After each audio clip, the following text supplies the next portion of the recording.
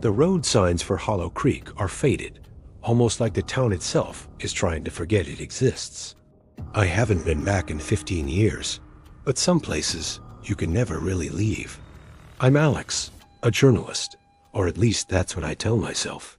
The truth is, I'm here because of Michael, my childhood best friend. He vanished from this town 10 years ago, just like others had before him, and just like others have since. The official story was always the same. They just left. But in a town this small, nobody just leaves without a trace. The silence is the first thing you notice. It's not peaceful. It's heavy, suffocating.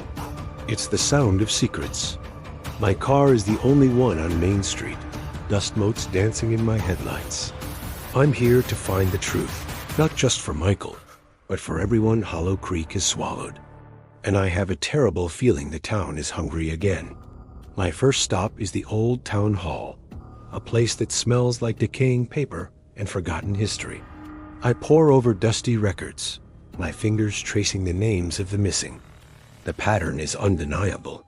Every 25 years, coinciding with the town's founding anniversary festival, someone disappears. It's too precise to be a coincidence. The articles are brief, dismissive. A troubled youth running away, a family dispute, an adult seeking a new life. The excuses change, but the dates don't. It's like a macabre holiday the town refuses to acknowledge. The faces in the old yearbooks smile back at me, oblivious. They look so full of life, not knowing they were just names on a future list. I need to talk to someone who was here for the last cycle, someone who has to know more. And in Hollow Creek, all roads of authority lead to one man, Sheriff Brody.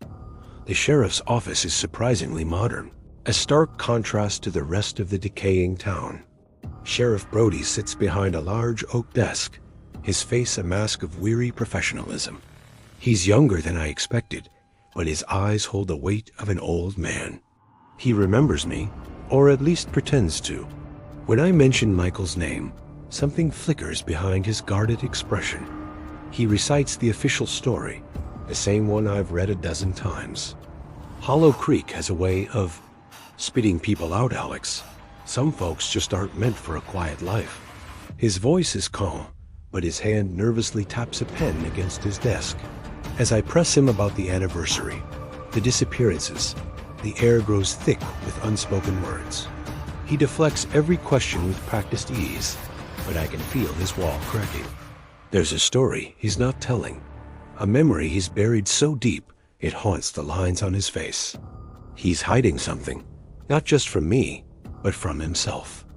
I see it in the way he avoids my gaze, the way his eyes drift towards the woods visible through his window, the same woods that border the entire town. Leaving Brody's office, I feel more certain than ever. The answers aren't in the official records. They're in the town's collective, willful ignorance. The few people I try to talk to on the street offer nothing but closed doors and tight-lipped smiles. They're polite, almost unnaturally so. It's like a town-wide performance. They ask where I'm staying, how long I'll be here, their questions laced with an unnerving, almost protective curiosity. It's not welcoming, it's assessing. They watch me from behind twitching curtains as I walk back to my motel room. The passivity isn't apathy, it's a defense mechanism. They're all part of it, every single one of them. They're guardians of the secret, their silence a pact sealed long ago.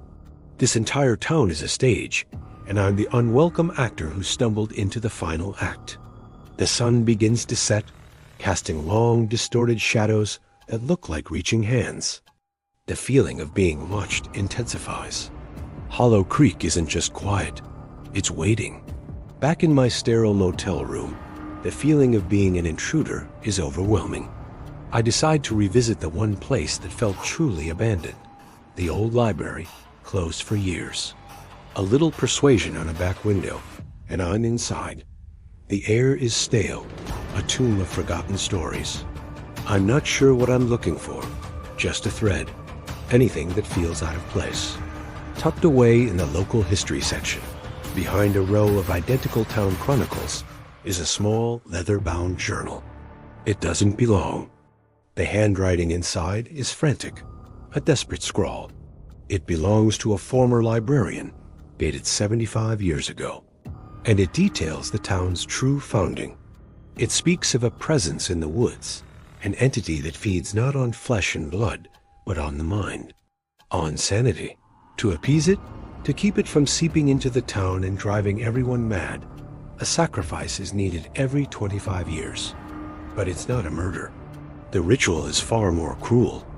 The town chooses someone and collectively works to unravel them, to push them to the brink of madness through whispers, gaslighting, and isolation, until they willingly flee into the woods, a psychic offering. The words in the journal blur as a sudden, chilling realization hits me. The polite questions, the watchful eyes, the sheriff's guardedness. It all clicks into place. They're not protecting a secret. They're enacting it. The paranoia isn't just in the pages of this journal. It's the weapon. I can almost hear the whispers now, feel the weight of their collective gaze. Brody's strange, fleeting moments of distress. They weren't just memories. They were his guilt. He wasn't just a bystander. He was a participant, his own brother. They did this to his own brother. He watched it happen. The journal explains that the chosen one is often an outsider, or someone who starts asking too many questions. Someone who threatens the delicate balance of their horrific peace. Someone like me. I'm not here to uncover the story. I am the story. The anniversary is tomorrow. I'm the next sacrifice.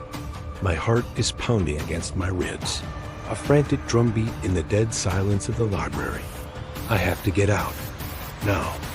I shove the journal into my bag and scramble out the window, back into the suffocating night. Every shadow seems to move. Every rustle of leaves sounds like footsteps. The town is no longer quiet. It's alive with a predatory energy. I sprint towards my car, keys fumbling in my trembling hand. A figure steps out from behind a corner. Sheriff Brody.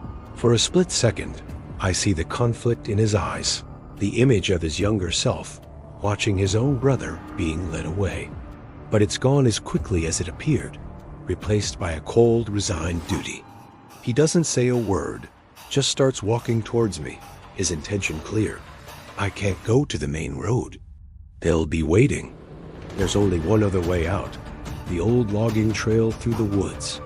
The very woods the entity calls home. The forest is a maze of black trees and twisted roots. Branches claw at my face as I run, fueled by pure adrenaline.